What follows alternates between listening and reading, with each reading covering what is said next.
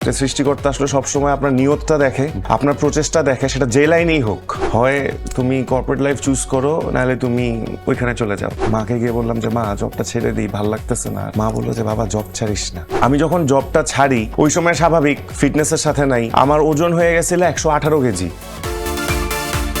হঠাৎ করে আমার কাছে একটা কাজ আসে, বেশ বড় কাজ, ওইটার লিড ক্যারেক্টার, এবং কাজটার জন্য আমার 12 দিন লাগবে এবং মোটামুটি টানা, মাঝখানে খালি 2 দিন ব্রেক। তো অফিসে যখন এটা বললাম, অফিস বললো যে না এটা হবে না, you have to choose one or the other. হয় তুমি কর্পোরেট লাইফ চুজ করো, নাহলে তুমি ওইখানে চলে যাও।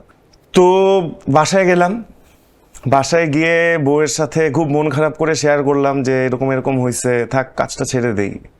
তো ও বললো কি যে তুমি জব ছেড়ে দাও, যা হবার হবে, আমি আসি, তুমি টেনশন নিও না, জব ছেড়ে দাও। এখন বউয়ের কথায় তো এত বড় ডিসিশন নেওয়া যায় না। তো আর কার সাথে কথা বলবো, মায়ের কাছে গেলাম।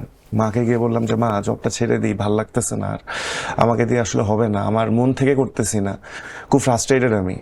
মা বললো যে বাবা জব ছাড়িস না, তুই যা করার কর, তুই জব ছাড়িস না, জবটা থাক, জবের পাশাপাশি এইটা কর, আমাকে বললো। কিন্তু আসলে হয় না, বুঝছেন, কারণ আপনি যখন একটা অ্যাক্টিংয়ে একটা ক্যারেক্টারে ফোকাস রাখবেন, তখন আসলে অফিসের প্রেশারটা যখন সমসাময়িকভাবে আপনাকে পোক করতে থাকবে, তখন কোনোটাই ঠিকভাবে হয় না।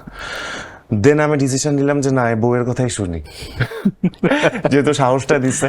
তো আমি জাস্ট আল্লাহর উপর, আল্লাহর ভরসায় আমি রিস্ক নিয়ে আমি আমার জবটা জাস্ট ছেড়ে দিলাম। আমি অনেক ভালো পজিশনে ছিলাম, মানে ভালো স্যালারিও ছিল, যেটা হয় সব, everything was sorted out.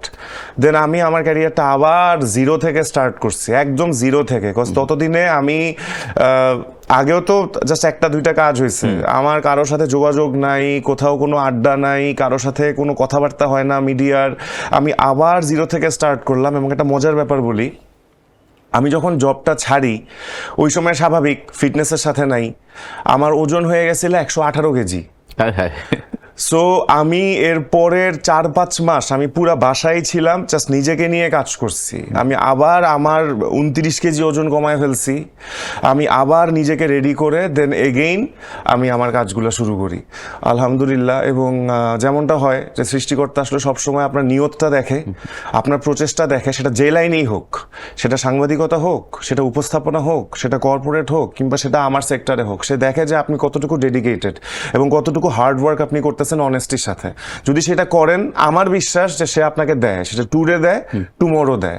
Cause সৃষ্টিকর্তা, মানে অন্য মানুষজন আপনার সাথে আপনার প্রাপ্য না দিলেও আমি বিশ্বাস করি যে সৃষ্টিকর্তা সবসময় আপনার প্রাপ্যটা আপনাকে বুঝায় দেয়। সো আই এনশিওরড যে আমি এটা পাই, সো ইভেনচুয়ালি হয়তো আল্লাহ তাআলা আমাকে সেটা দিছে।